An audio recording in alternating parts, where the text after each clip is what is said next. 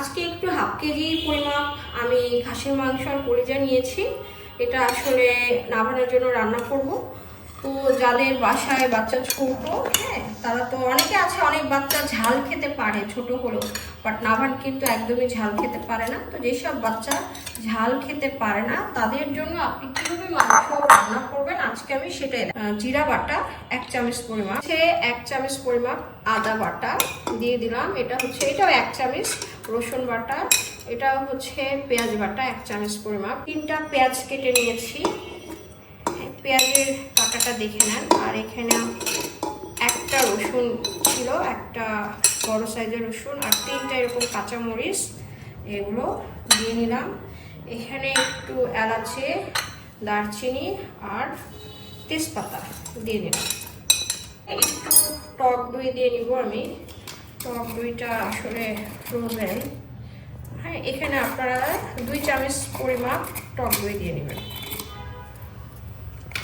1 চামচ পরিমাপ লবণ। খেতে পারে না, বাট ঝাল তো একটু না দিলে ভালো লাগবে না, তার জন্য আমি 1 চামচ মতো মরিচ ইউজ করলাম, খুব বেশি একটা না। হলুদ 1 চামচ মতো। তেল আপনি যেমনটা ইউজ করতে পারেন, হ্যাঁ, আপনার মতো আপনি তেল দিবেন। আমি অল্প একটু দিয়েছি।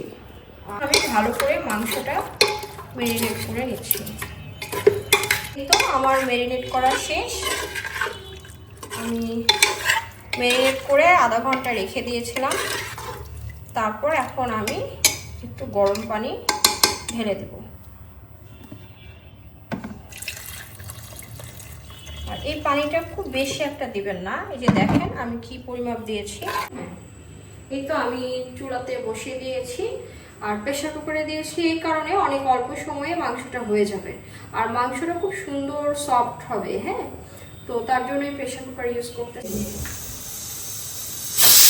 আসলে এরকম 6টা সিটি যখন উঠবে তখনই মাংসটা হয়ে যাবে। তো আপনি গুনতে থাকবেন, যখন দেখবেন যে 6টা শীষ হয়ে গিয়েছে, দেন আপনার মাংস রান্না শেষ।